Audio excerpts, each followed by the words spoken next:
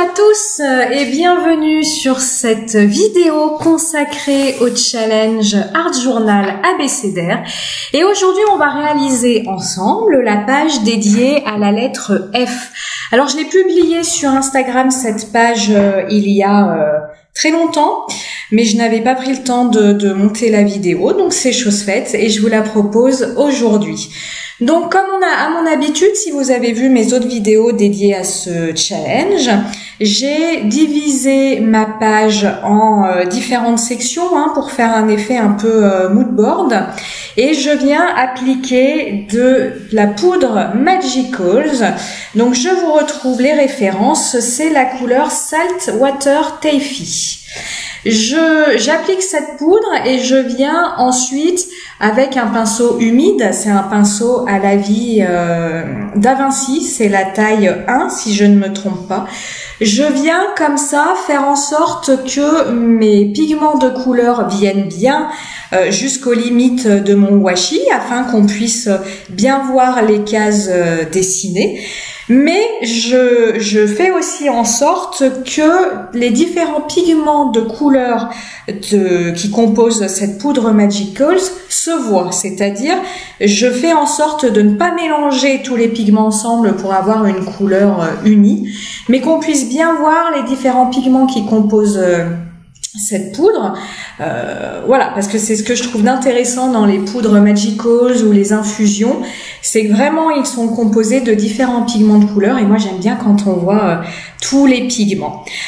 Pour la lettre F, je n'ai pas fait original, on est parti sur les fleurs. Et je travaille un tampon de Happy Little Fox et que je travaille au feutre aquarellable. Alors on va s'attarder un instant sur cette colorisation.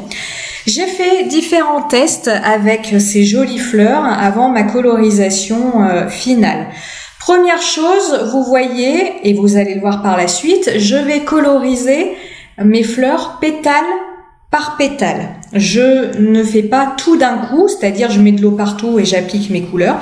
Je fais pétale par pétale. Ça me permet d'être plus précise et d'appliquer les zones d'ombre et de lumière là où je le souhaite, tout simplement. Comme je voulais travailler pétale par pétale, au début j'avais simplement tamponné mes fleurs comme je le fais habituellement, à la Versafine claire, qui est une encre waterproof.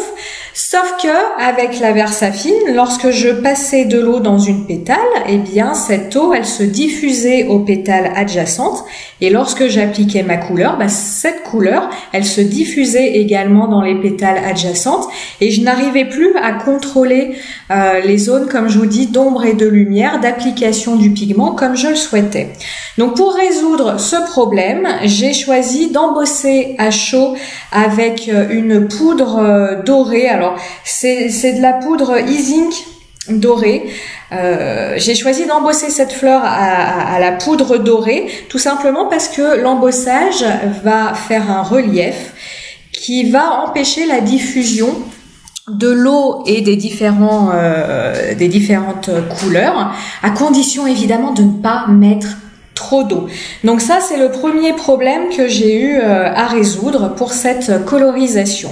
Second problème, ou en tout cas difficulté. J'utilise des feutres aquarellables et je souhaitais avoir un dégradé de couleur entre un rose très clair que je suis en train d'utiliser à présent et un rose beaucoup plus foncé que j'applique maintenant. Pareil, j'ai fait des tests à savoir, est-ce que j'applique les deux couleurs en même temps? Est-ce que j'applique, comme j'ai finalement décidé de le faire, déjà une couleur, déjà la seconde? Est-ce que l'eau, je la mets en premier? Est-ce que j'applique déjà ma couleur et je mets l'eau après?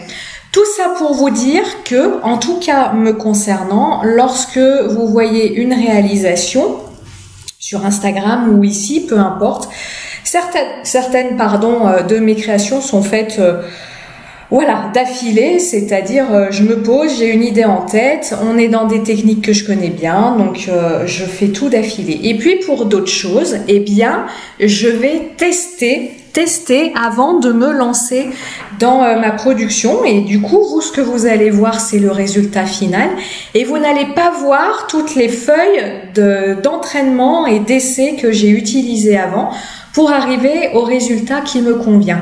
Tout ça pour vous dire que progresser au niveau de la colorisation, ça se fait par l'entraînement et puis ça se fait en réalisant des essais qui vont nous permettre de comprendre par rapport aux résultats qu'on a en tête, qu'est-ce qui fonctionne moins bien et puis de pouvoir, perfectionner son geste pour avoir une colorisation qui nous plaît. Alors évidemment, tous les essais que l'on va faire, comme disent les jeunes, c'est pas instagrammable. C'est ma filleule qui dit ça.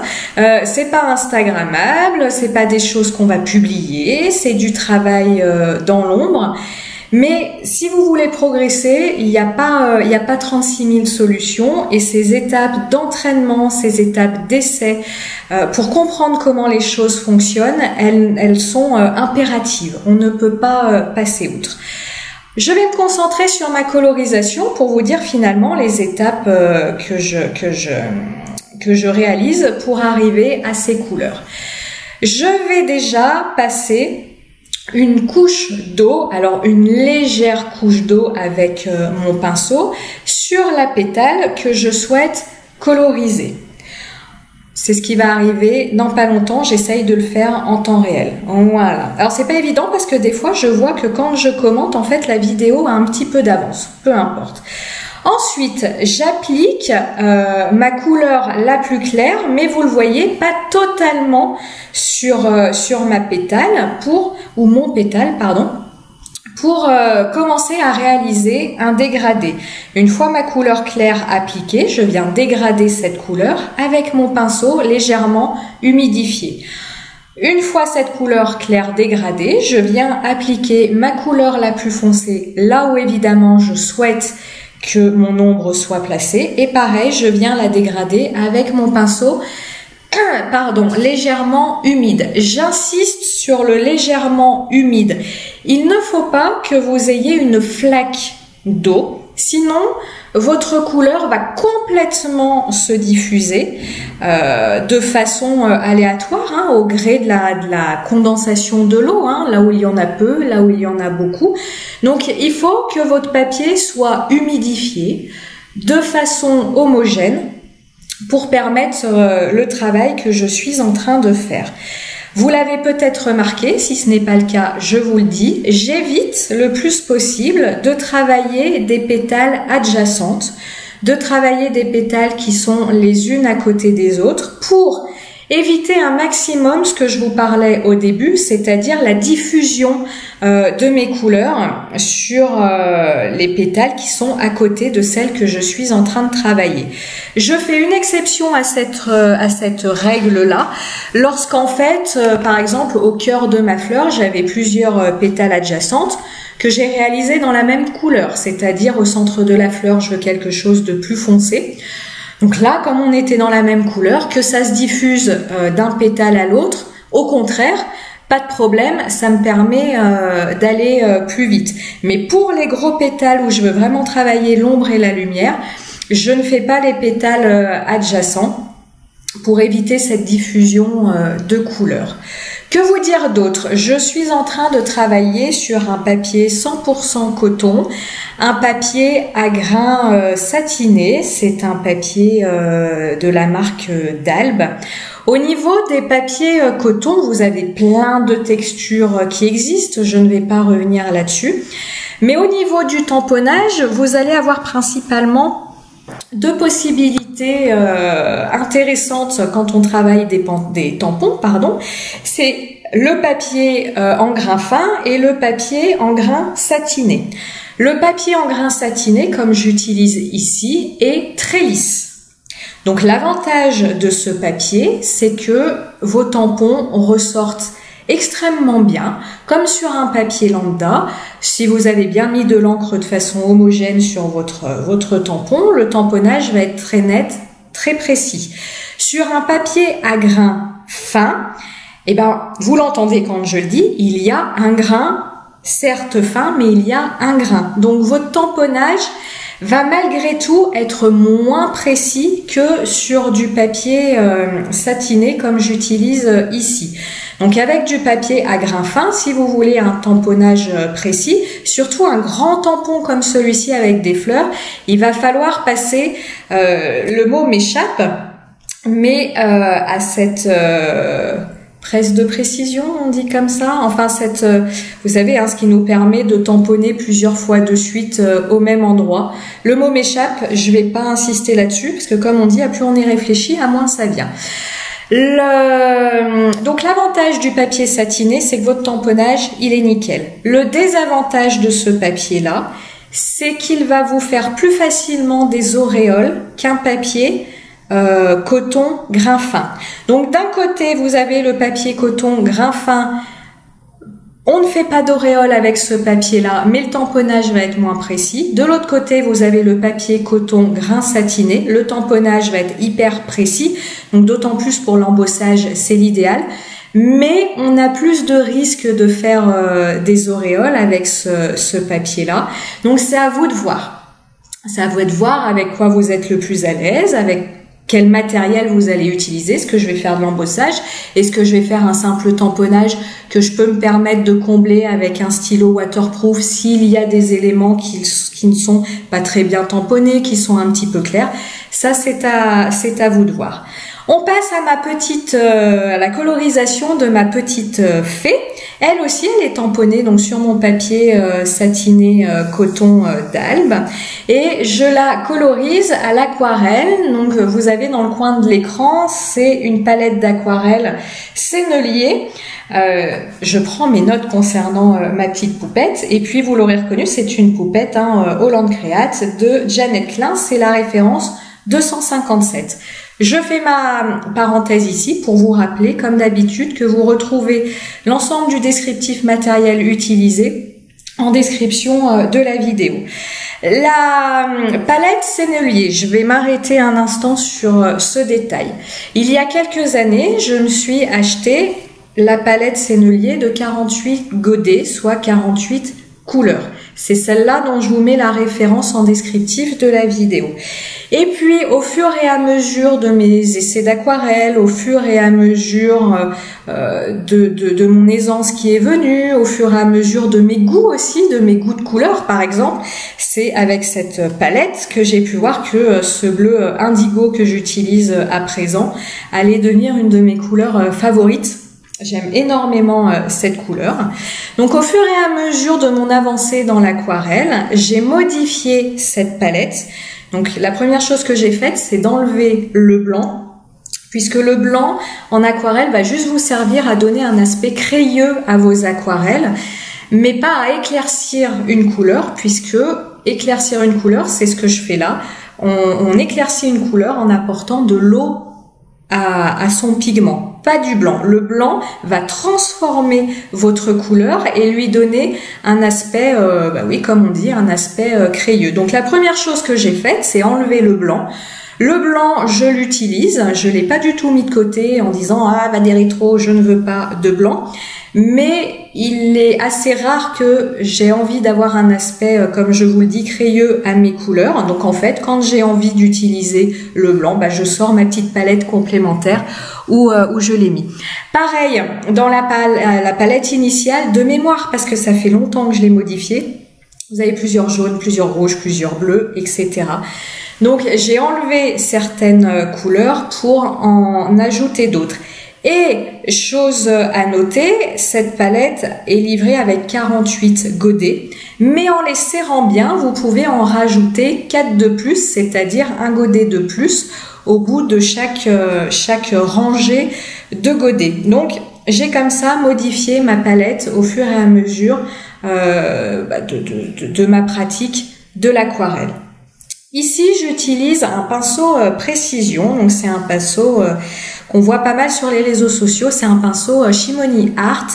Donc c'est un pinceau artisanal, c'est pas un pinceau de grande marque de distributeur de Beaux-Arts. Ce sont des pinceaux que j'aime beaucoup parce que le poil est très vif, est assez raide, donc ça permet ici pour cette colorisation d'être très précis.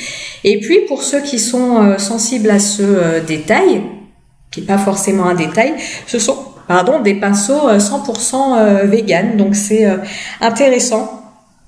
Par contre, ce sont des pinceaux artisanaux, donc qui dit artisanaux, dit qu'on n'est pas dans les coûts de production des produits en masse, donc ils coûtent un petit peu cher. J'ai colorisé ma petite poupette et vous le voyez, je suis en train de lui coloriser ses ailes à l'aquarelle nacrée. Donc ce sont les aquarelles Coliro Color et vous voyez sur cette palette, donc je vous mets le lien pareil en descriptif de la vidéo. Vous avez un argenté tout en haut. Après l'argenté, vous avez un mélange doré-argent et puis en dessous, vous avez 4 dorés, et ces 4 dorés vont être différents. Vous avez un doré qui tire sur le rouge, un doré qui tire sur le jaune, etc., etc. Ce que j'aime beaucoup avec ces aquarelles-ci, nacrées, c'est que si vous, comme ici, si vous ajoutez très peu d'eau, vous allez avoir un effet extrêmement opaque, où vous allez même pouvoir effacer les traits noirs du tamponnage. C'est ce que je fais avec les ailes de ma petite poupette. Et à contrario, si vous leur ajoutez énormément d'eau, ces aquarelles vont devenir complètement translucides et vous allez pouvoir, imaginons dans des réas, passer un voile de doré sur votre fond ou ajouter un voile de nacre à une autre couleur. On peut tout à fait imaginer que sur une palette, je prenne mon bleu indigo, que ce bleu indigo, j'ai envie de lui ajouter un petit peu un effet nacré. Eh bien, je viendrai comme ça prendre, mettons, un petit peu de mon godet argent très dilué à l'eau. Je fais le mélange, l'argent, le côté argent va complètement s'effacer et ne va rester que le côté nacre que je souhaitais garder et comme ça j'obtiendrai un bleu nacré. Donc ça c'est des choses, c'est pas parce que les aquarelles n'ont pas la même marque qu'elles ne s'associent pas. Et quand je vous parlais tout à l'heure qu'il est important de faire des essais selon moi pour progresser, eh bien l'aquarelle c'est pareil, ça fait partie des essais que l'on peut faire, c'est-à-dire en dehors de toute production, je sors mes aquarelles, je teste des mélanges, je teste des niveaux de dilution, je teste des pinceaux pour voir, comprendre ce qui fonctionne dans ma façon de peindre, dans mes goûts de colorisation, parce que c'est pas parce que quelqu'un utilise, comme moi ici, du bleu indigo, que c'est la révélation de l'année. Il faut, pareil, pour progresser, il faut trouver ce qui nous plaît. Donc on peut être attiré sur les réseaux sociaux par un certain style, par une certaine ambiance de couleur, mais à un moment pour être suffisamment à l'aise pour arrêter de copier le style de quelqu'un et être complètement libre de faire ce qu'il nous plaît, eh bien pareil, il faut passer par cette étape de faire des tests et de se dire ah bah tiens moi ce médium là, l'aquarelle j'aime vraiment ou pas du tout. Alors moi l'acrylique j'ai refait des essais, je n'y arrive pas et je n'y prends aucun plaisir au jour d'aujourd'hui, donc ça va ça va retourner dans mon placard. Fort heureusement c'est des produits qui se conservent, mais voilà, faites des essais et n'essayez pas de vous dire je veux faire comme ça parce que ça me plaît. Essayez aussi de comprendre ce qui vous fait plaisir. Là où vous prenez plaisir à utiliser. Vous le savez, j'utilise énormément le crayon de couleur. Il y a certaines personnes, elles n'aiment pas ça parce que coloriser au crayon de couleur, c'est très long. Moi, j'aime beaucoup ça parce que c'est très minutieux, c'est très méditatif, je trouve. Et il y en a d'autres, comme ça n'avance pas assez vite, elles n'aiment pas ça. Ok, très bien, super, faites des essais. On passe à la colorisation de mon bouquet de fleurs, toujours dans cette lettre F. Et pour donner un côté transparent à mon vase, je vais le coloriser de la même couleur que mon fond de page, qui est, rappelez-vous, les poudres Magicals. Alors, la couleur, je ne l'ai plus, vous reviendrez au début. Et pour lui donner un aspect qui se rapproche de mon fond, je viens appliquer une couche d'eau sur mon vase et je viens comme ça, c'est ce que je fais là, tamponner à l'aide de mon pinceau les pigments de couleur qui composent la couleur de la poudre de mon fond. Et toujours pareil, cette technique qui consiste à apposer une couche humide puis tamponner comme ça des pigments de couleur, ça vous permet de ne pas avoir une couleur de colorisation uniforme, mais de retrouver cet aspect multicolore de vos poudres aquarellables. Et ça me permet en fait de donner l'illusion que le tamponnage, en tout cas le vase, avait été fait à même le fond, alors que non. Au niveau de la colorisation de mes fleurs, je vais utiliser les mêmes couleurs que j'ai utilisées pour ma petite fée et pour le branchage que vous avez vu juste avant. Donc vous voyez, je suis sur un combo de couleurs très limité, c'est-à-dire, excusez-moi, ce que vous retrouvez sur ma petite palette étoile. Et en fait, je réussis malgré tout à avoir pas mal de couleurs en mélangeant ces couleurs-là, en les faisant plus ou moins vives, en y ajoutant plus ou moins d'eau. Là, vous voyez, hein, sur le papier, je mélange mon rouge et mon jaune. Donc ça aussi, c'est ce qui est intéressant avec l'aquarelle, c'est que finalement, avec un nombre de couleurs limité, vous pouvez très facilement coloriser une page sans que la colorisation devienne ennuyeuse, c'est-à-dire finalement que 3 couleurs et puis c'est terminé. En mélangeant les couleurs, en faisant venir fusionner les couleurs, dans un coin de la création, comme ma poupette, en la faisant majoritairement bleue et très peu de touches de rose, alors que le bouquet, le bleu finalement va être peu présent que sur les feuillages et c'est le jaune qui va ressortir, et ça permet comme ça d'obtenir un équilibre au niveau de votre page. Je regarde si j'ai pris note des couleurs que j'ai utilisées. Donc en tout cas, ce tampon, il est issu de la planche Fleur Bleue de chez Chou Flowers, et c'est le jaune primaire et le rose de quinacridone que j'utilise pour les fleurs, et pour les feuilles, comme je vous l'ai dit, c'est le bleu indigo que j'utilise ici. Je vous ai fait d'autres vidéos sur les techniques de colorisation à l'aquarelle, je vous laisserai aller les voir.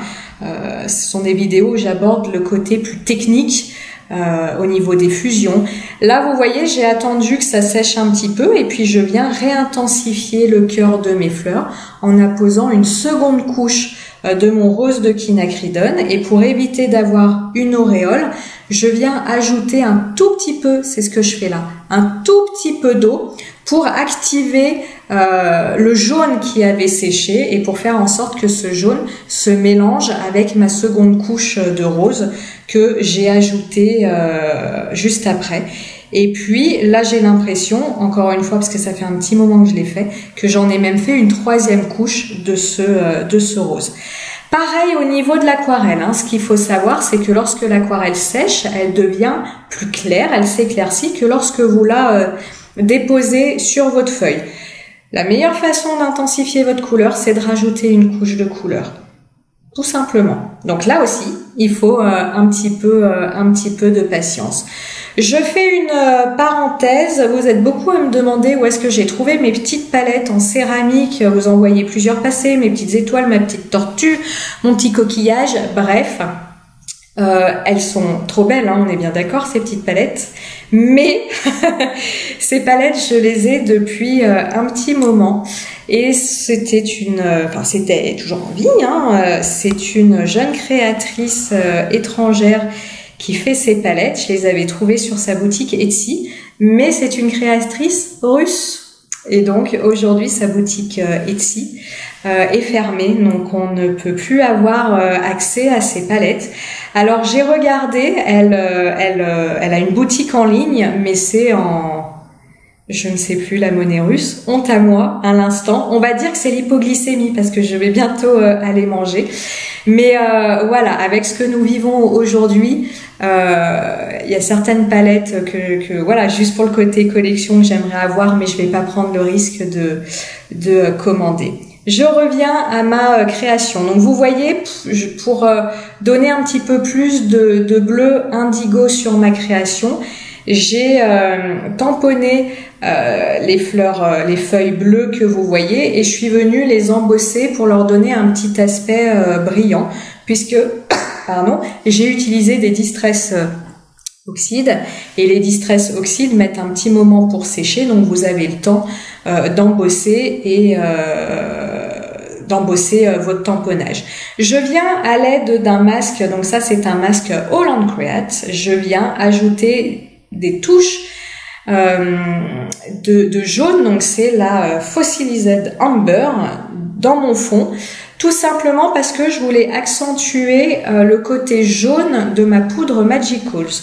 Dans cette poudre-là, vous avez quelques pigments jaunes qui ressortent ici et là et j'avais envie de renforcer ce côté jaune.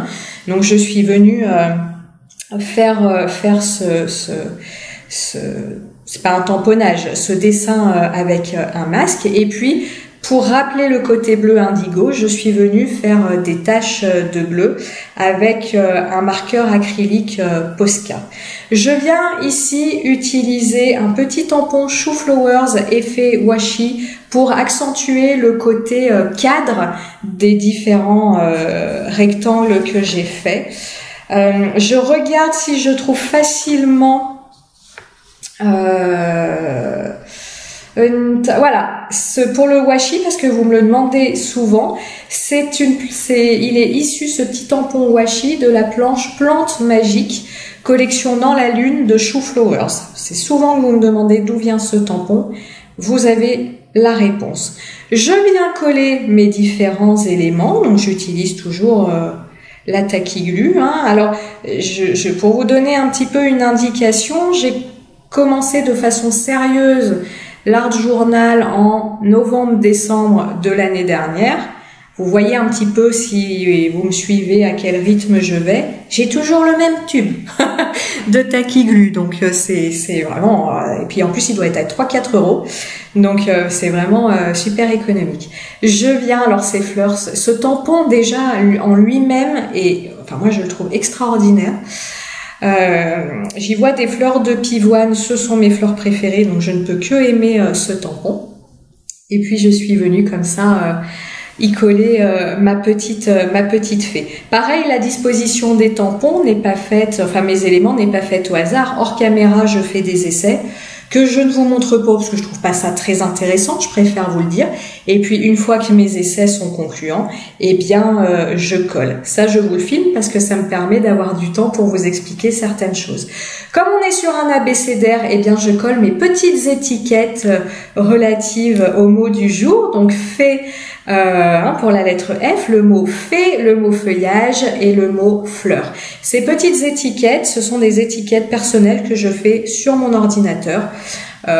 Voilà, tout simplement. Je vais venir pour finir cette page parce qu'on approche de la fin, il n'y a plus que 2 minutes de vidéo.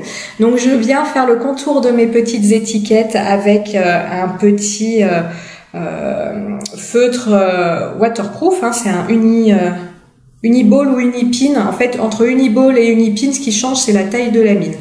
Je viens avec mon fameux marqueur Artistro acrylique faire des touches de blanc sur ma réalisation. Je vous le dis et je vous le redis, ce marqueur acrylique est vraiment, vraiment bien. Sur crayon de couleur, un passage suffit et vous le voyez ici sur les matières aquarellables, 2 passages et vous avez quelque chose de relativement blanc.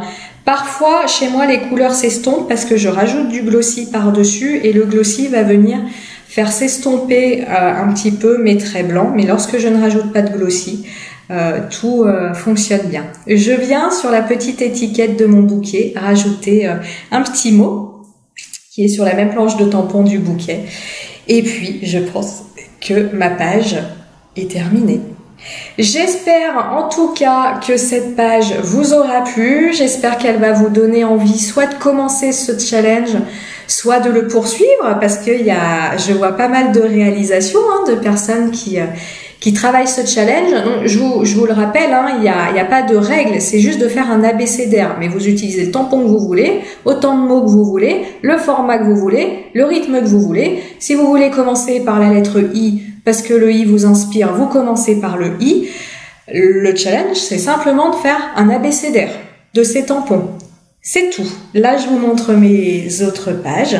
Et puis, je vais vous dire à très bientôt pour d'autres vidéos. Et n'hésitez pas à laisser un petit mot en commentaire pour me dire ce que vous pensez de la vidéo ou si vous avez des questions. À très bientôt!